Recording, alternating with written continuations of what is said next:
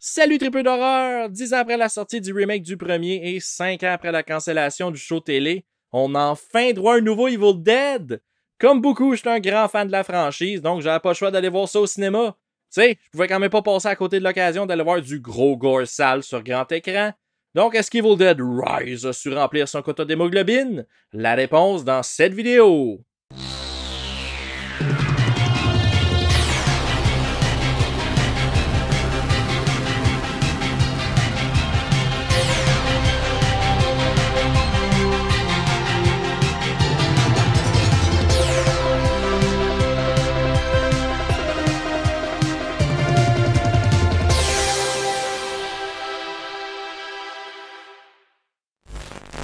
Mais avant de vous faire part de mes impressions, je vais vous jaser un peu de mon background avec la franchise. Si c'est pas quelque chose qui vous intéresse puis que vous êtes là pour la review du dernier film, ben vous pouvez skipper autant qui va apparaître à l'écran. Je vous en voudrais pas. J'ai vu Evil Dead pour la première fois à l'âge de genre 14 ans quand j'ai eu de donner les deux premiers en VHS d'un de mes cousins plus âgés. Je me souviens qu'à un Noël avant qu'il me les donne, ce cousin-là en avait parlé à d'autres cousins pis moi, puis il en parlait pas mal en riant.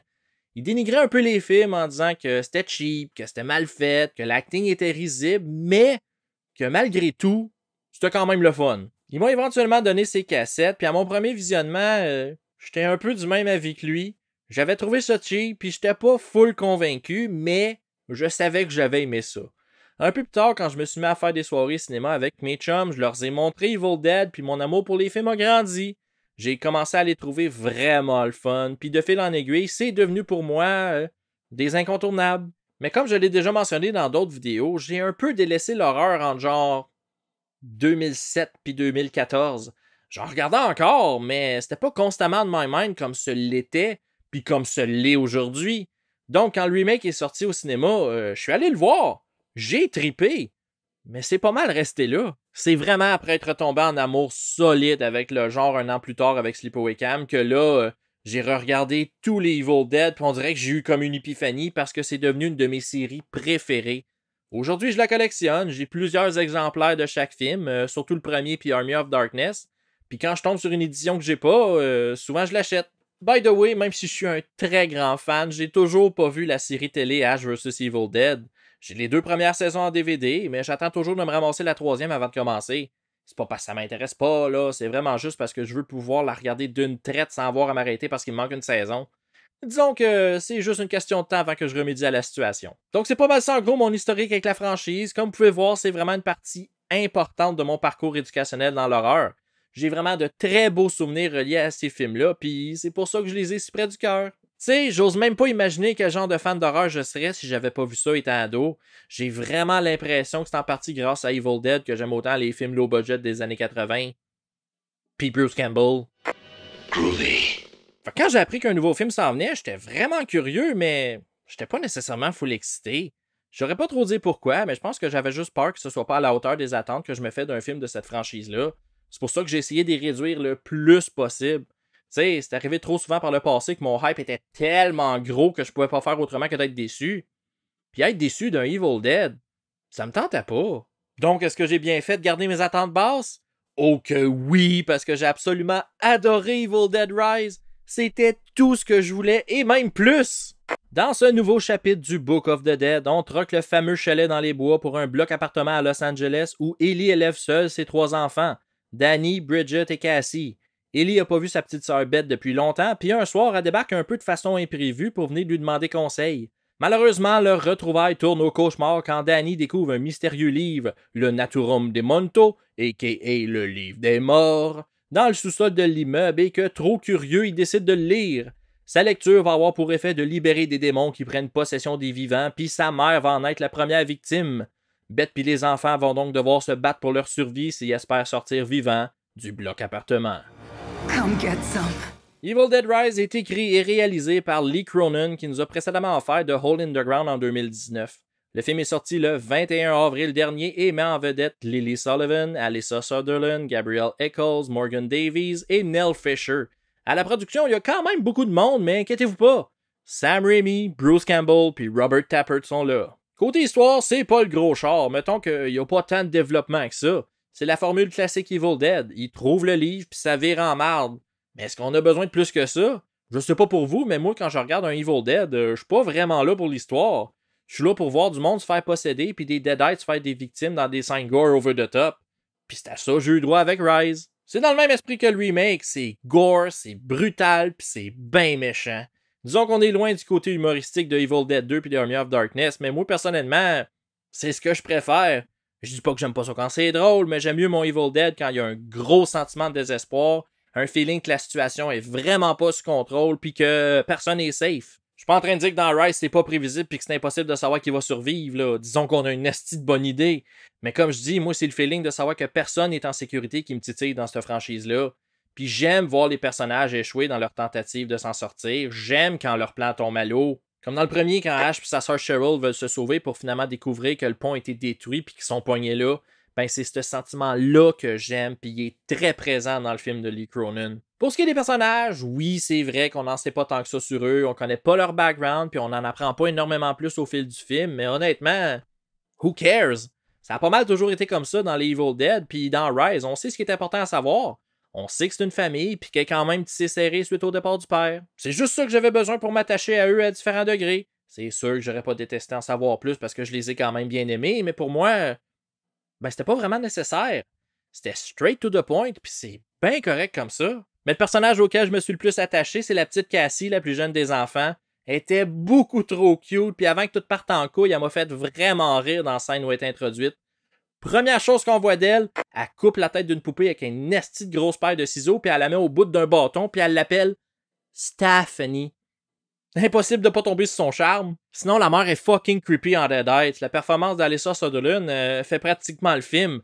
De ses expressions faciales à la manière qu'elle a de livrer ses lignes, elle donne vraiment froid dans le dos. La fameuse phrase Mommy's with the maggots now qu'on peut entendre dans la bande-annonce, ben, est déjà devenue iconique. Puis même si elle est spoilée dans le trailer, quand la scène arrive dans le film, ben, c'est à la fois très cool et perturbant. Un vrai moment d'anthologie. Mommy's with the maggots now. Côté effets spéciaux, c'est vraiment réussi parce que c'est du motherfucking practical effect. Je sais pas pourquoi, mais je m'attendais à pas mal plus de CGI que ça. Oui, il y en a, mais il y en a pas énormément, pis c'est tant mieux. En tout cas, s'il y en a beaucoup, ben je l'ai pas remarqué, puis ça veut dire qu'il est vraiment bien utilisé. Il y a peut-être juste dans le combat final que ça paraît plus, mais ce qui se passe est tellement cool que j'ai été capable de passer par-dessus assez facilement.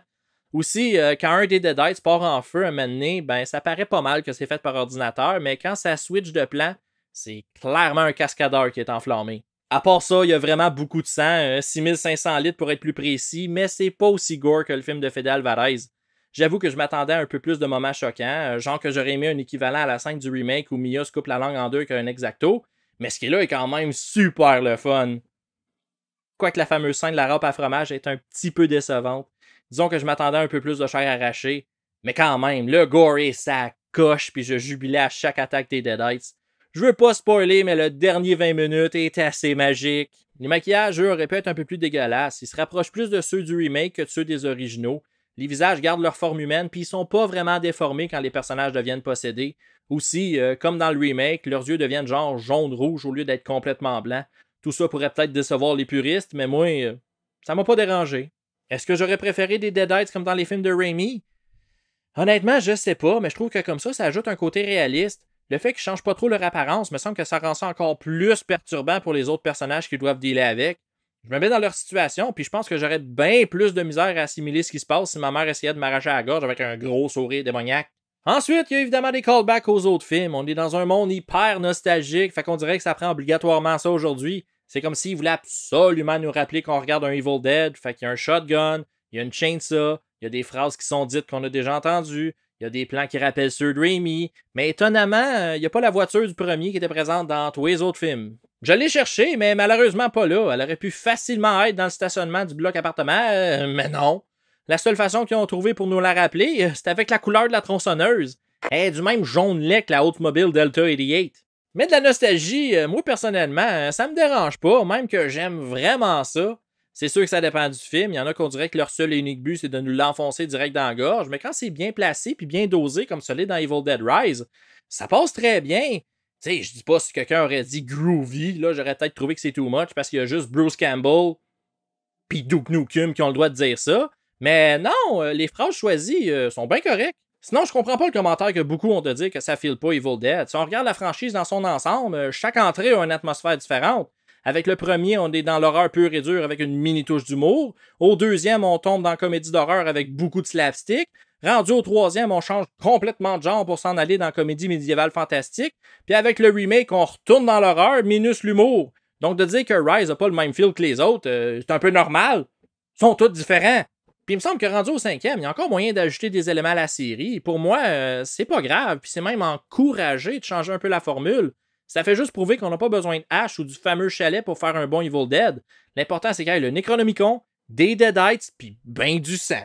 Sérieusement, j'ai adoré Evil Dead Rise. C'est pour moi une réussite sur pratiquement toute la ligne, puis c'est probablement mon film préféré de 2023 à date. J'ai vraiment hâte de l'ajouter à ma collection, puis j'espère que ça va être bourré de special features pour que je puisse en apprendre plus à la production. Hey, dire que ce film-là était initialement supposé sortir directement sur le service de streaming HBO Max, mais que, grâce au test screening super positif, les studios ont décidé de le présenter en salle.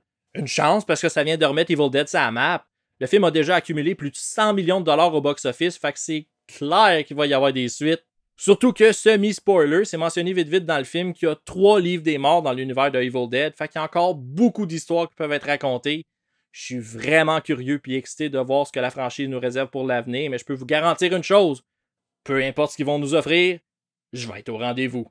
En terminant, n'oubliez pas de donner de l'amour à mes amis et partenaires qui sont affichés présentement à l'écran. C'est vraiment du bon monde, puis ils travaillent tous fort pour vous divertir, vous informer et vous offrir du contenu de qualité. Aussi, un gros merci à mes tripeux ultimes et merci aux autres membres Patreon qui aident à financer ce merveilleux projet. Sans vous, je serais pas rendu aussi bien équipé. Et comme d'habitude, si vous avez aimé ma vidéo, pensez à laisser un petit thumbs up, ça aide beaucoup. Laissez-moi savoir en commentaire ce que vous avez pensé de Evil Dead Rise, puis n'oubliez pas de vous abonner afin de ne rien manquer sur Horreur FM. À la prochaine les tripeux.